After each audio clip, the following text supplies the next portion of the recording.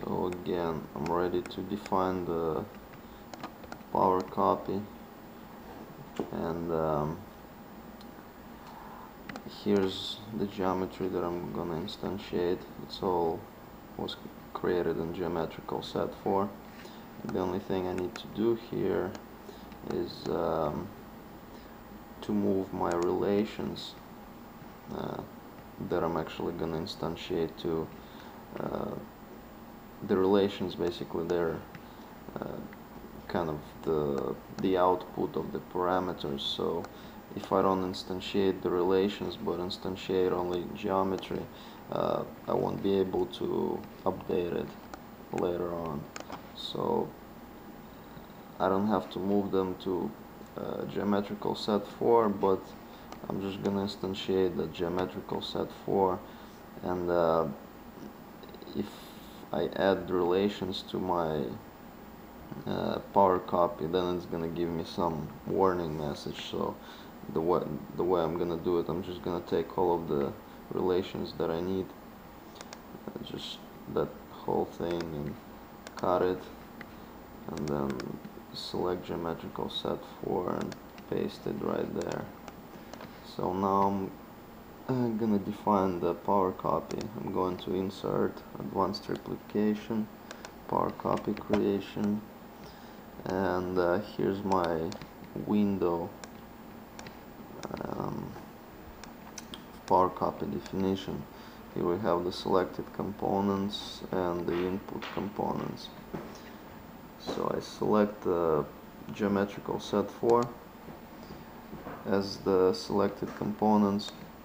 So here it is, and here I have all of the input components. It's basically what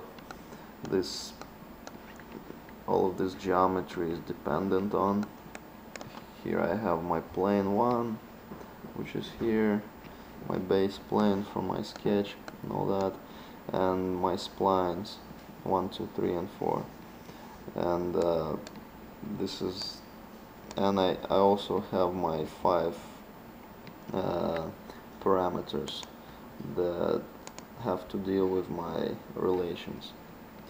So the only thing, when I instantiate it, I'm gonna just base it on all of these planes. So that's the only thing that I'm actually gonna be changing. So I'm just gonna go to inputs and rename it as something like base plane.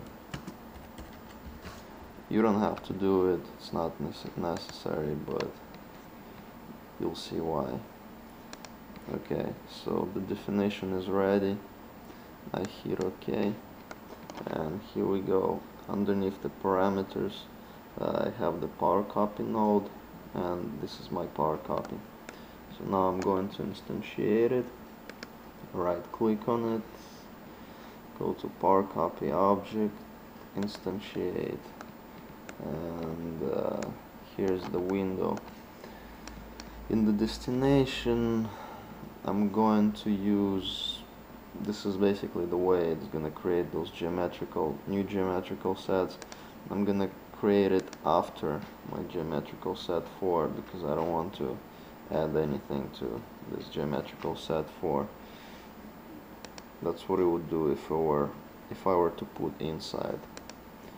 And I'm gonna check the repeat box, so I don't have to go and pull out that menu every time I need to instantiate it, so I can do it all at once. And here's that very important part, the use on the identical names. When I hit it, this is the inputs and this is the selected inputs.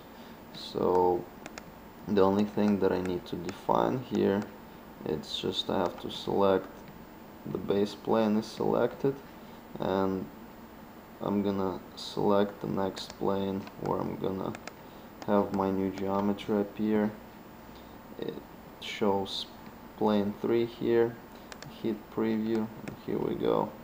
The new piece is created, and it created a new geometrical set, so all of this geometry is now placed in geometrical set 5.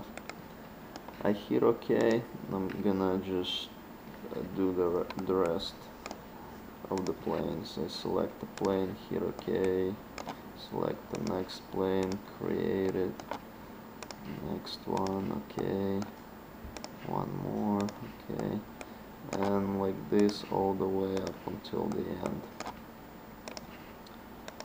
OK, plane, OK, select the plane, OK.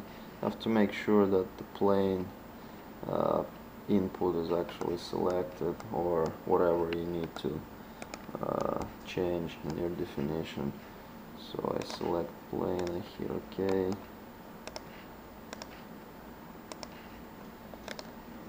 Here we go. I'm out of planes, and that's what we have. That instantiated geometry that adapted to my input geometry, or the construction geometry. So I hit cancel, and here we go. All of these geometrical sets with one per each of this member is created, and it has this pretty much the very same geometry as here, just adapted to a new condition.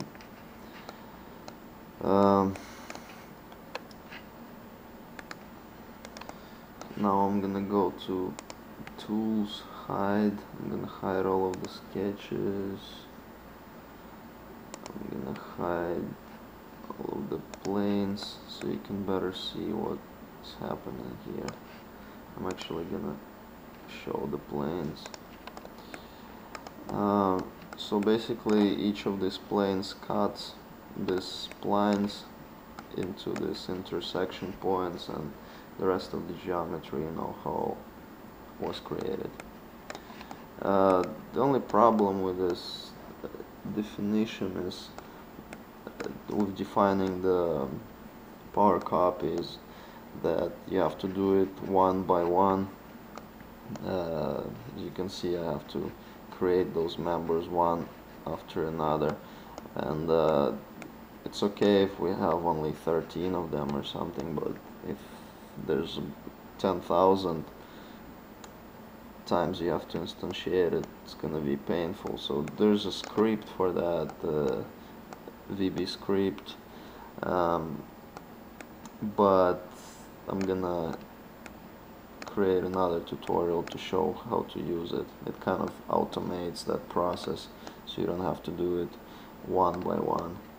So now I'm just gonna show that this is kind of explicitly defined geometry, and I'm gonna show that it's gonna adapt even if you change this input parameters. So I'm gonna go and to my points here, the ones that the splines are based off, and I'm gonna change, say, one of them. I'm gonna go and change some coordinates here.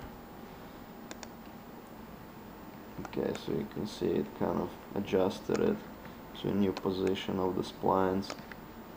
Say I want to change this one to 300.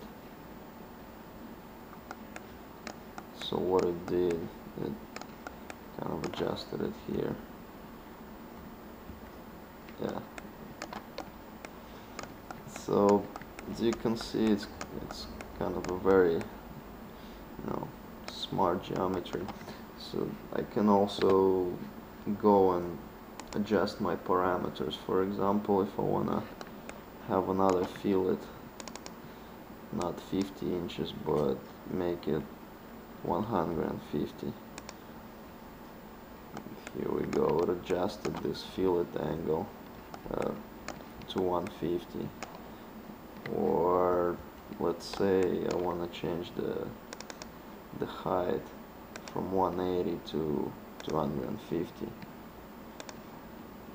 Okay, so it changes the height. So that only happens if you instantiate your formula and all of these parameters. If you don't, it's not gonna work. So here's the PowerCopy tutorial.